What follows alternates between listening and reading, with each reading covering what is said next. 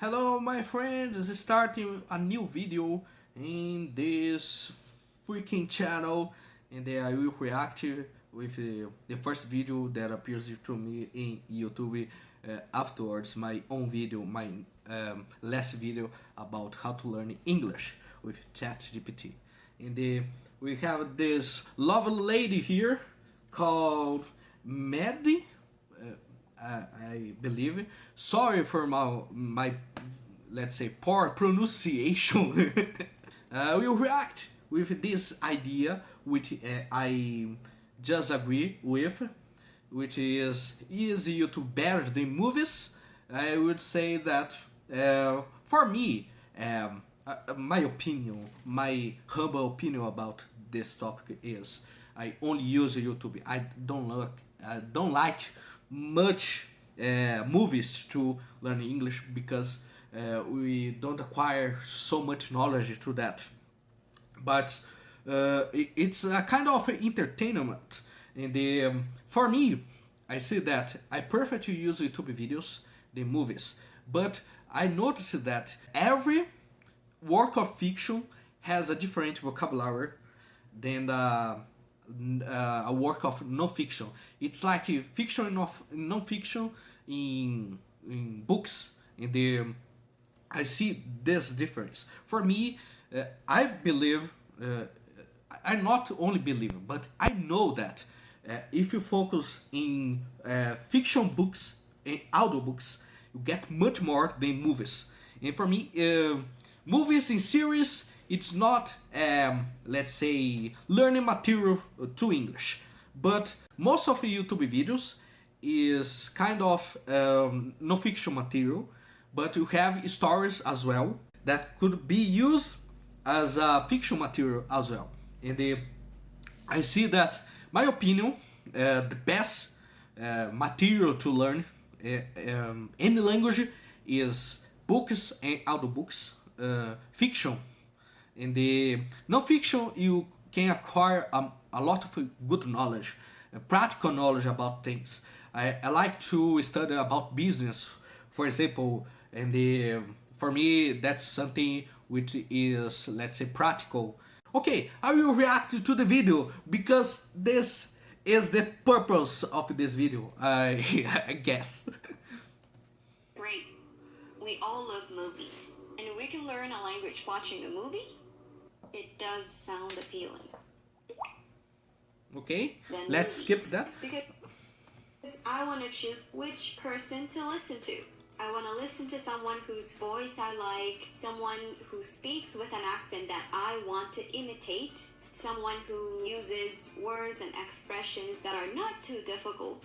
I want to keep listening to someone whose message is comprehensible. It's much more comprehensible to YouTube videos, to listen to YouTube videos than movies, by my own experience and by the experience of any non-native speaker of English. This is something you cannot do with movies, where you find many characters. And you might want to say, hey, you should listen to whoever it is. You want to understand it. And something which happens with a movie is you don't have all the information, linguistic information. They doesn't care much about being, let's say, 100% intelligible. In the YouTube videos, you have a proper, let's say, recording to recording speech well. In the you have the same thing to audiobooks. That's why I believe audiobooks, fiction audiobooks, it's much better than a series. In the there's no such thing as you need to use movies because it's harder. For be harder, that's something good, and that's not the case at all. What makes you to be able to understand more in the language is previous knowledge. That's a very, let's say, enticing information in the book of Frank Smith, Understanding Reading, where he explained well that the more knowledge you have in your brain, the less information you need outside to understand that. And that's the secret to understand movies without subtitles. What you need to do to be able to understand more with less information is more previous knowledge, acquire more knowledge, and not try to practice unintelligible English, let's say recordings. That's why you have to use the kind of material, or the not using, you are forbidden to use captions or subtitles to understand movies, series, and etc. And the what you need to understand more is more content, more knowledge. And to do that, I believe the best place to do that is books and audiobooks in general. But YouTube is so much easier than books, because books is a very good material, but it's so dense that it's like tiresome to use that to study for a lot of time. Let's say, to be frankly with you, I only use YouTube because I very, let's say, lazy to study with books, audiobooks, because I don't have so much time. But you have audiobooks on YouTube as well, and you can read, and you could use auto translate of YouTube to learn language.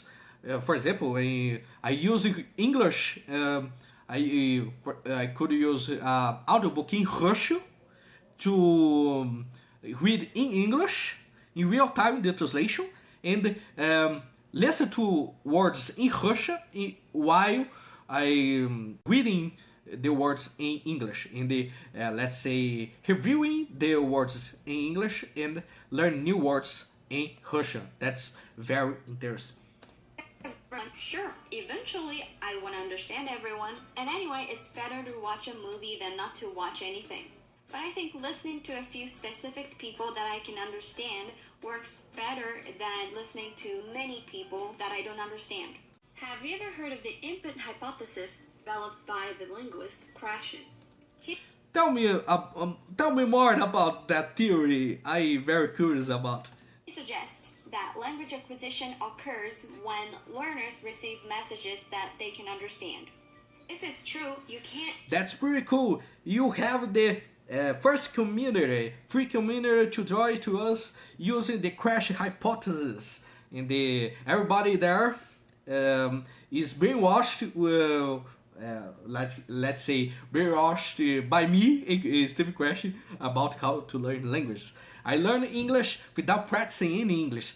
That's why my English kind of sucks, but over time I could become better with my English skills, and that's the purpose, by the way, of the group, to have communication chat with non-natives, which is motivational, and with natives who are learning another language. We are searching for people who are speaking another languages. For example, I try to bring, let's say, I don't know, Maddie, seems like she is from Asia. That's my pre-concept here. Maybe she speaks another language, and that's good for people who are interested to learning another language aside English, and to people to practice English as well with natives and non-natives to get motivation, just to chat, create a new code. Acquire a language, listen to what you don't really understand. Anyway, it is a hypothesis. I mean, when it comes to language acquisition, many things are hypothetical. We all have different lives, different backgrounds, exposed to different cultures and languages. So it is very difficult to say something is absolutely right or something's completely wrong. But what I mean by Steve Crash is 100% correct with his work is there's no other way to learn language. There's no better way to learn language than by understanding messages. If I speak it not so well, it's because I don't understand so much messages. That's the core of the theory. And many people try to criticize, saying that it's not true, you are not perfect, but you are not perfect as well if you try to learn it by, let's say, skill building way, like Steve Crashing likes to mention. And I see that many people who speak very well learn that for years and interact a lot in the language. The main gap I have to the English language, because I always had learned English by a passive way, which it's not a comprehensible way. A passive input, it's not the same as comprehensive input. Comprehensive input is active input. That's why many people criticize Steve Crash. It's very important to have active input, comprehensive input, and not incomprehensible input and passive input. It's totally different. Many people who criticize Crash is criticize another thing, which is passive input. You don't get better in any language by passive input or incomprehensible input. You get better in the language by comprehending messages actively. Let's say that's the core of the theory, which I just follow for a few years right now. Do agree with him, because that is pretty much how I improved my English. My English improved because I talked with people that I could understand. My friends with whom I learned English, my English teachers who spoke the way I could understand, although my English was really poor back then. My English improved because I chose the right materials. I always chose to read or listen to something that was not too difficult, but just a little bit beyond my level.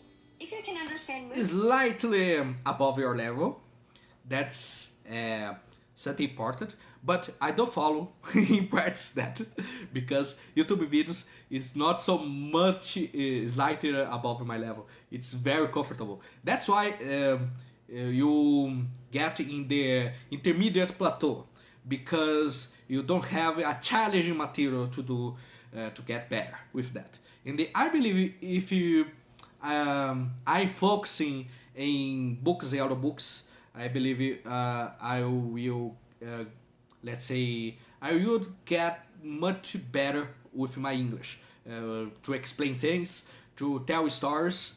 I don't use that, my English, for example, to tell stories, because I believe that's something, a very complex task to try to do that. But to exchanging, let's say, plain ideas, plain English, let's say, it's easier to do that.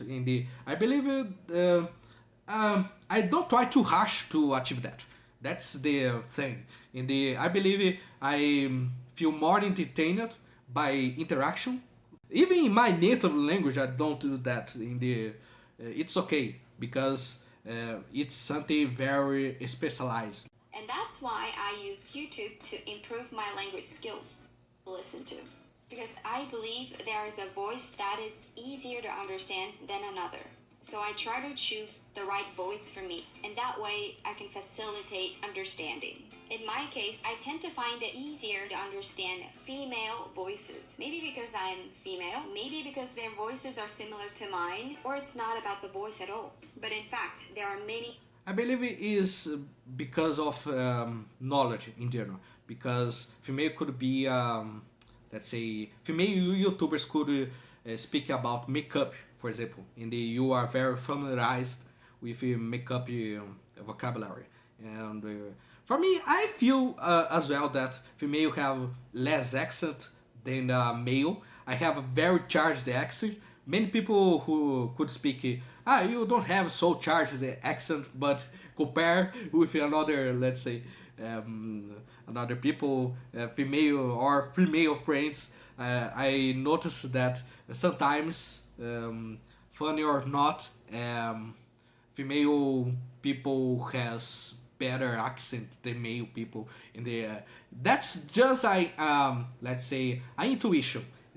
It's not scientific at all, but I know I feel that a little. Like there's research that says women tend to articulate vowels more clearly. I've also. What research? Please put in the below the video. Sometimes people said some kind of TikTok information. I'm not saying that she is, let's say, doing that, but sometimes people just replicate what they listen. Sometimes it's not like something which have very good research behind that, or a very scientific base to that. But it's okay. It's not a problem. It's a YouTube video. Doesn't matter so much. Female voices activate the part of the brain that processes music, whereas male voices activate another part. I don't remember. Anyway, I'm not a researcher. Again, many things are hypothetical, but it is true that there are a number of studies that suggest many of us tend to prefer female voices. I just use YouTube, and for me, I don't like much movies. If you have the interest to subscribe to this channel, which is much bigger, larger than my channel right now, because I just started today, but I will put in somewhere. That's the thing. Join us in your group, in your club, or language chat club, in the I don't know what the count of Matt, but would be interested to know what count she is. But okay, that's a good place, let's say, to learn with chatting with natives and non-natives of English, and learn another language, because we have different topics like Russian, Japanese, Spanish, and every language in the world. Sorry, it's not every language in the world, but the main language in the world, and you can create another topic if somebody there speak another language, different language. I remember that we have a member there who are from Uganda and speak Luganda, and they could be another topic to create in our group, and we can chat there in the language. That's the purpose of our group, and you can join by the link below this video as well. See you in the next video. Bye.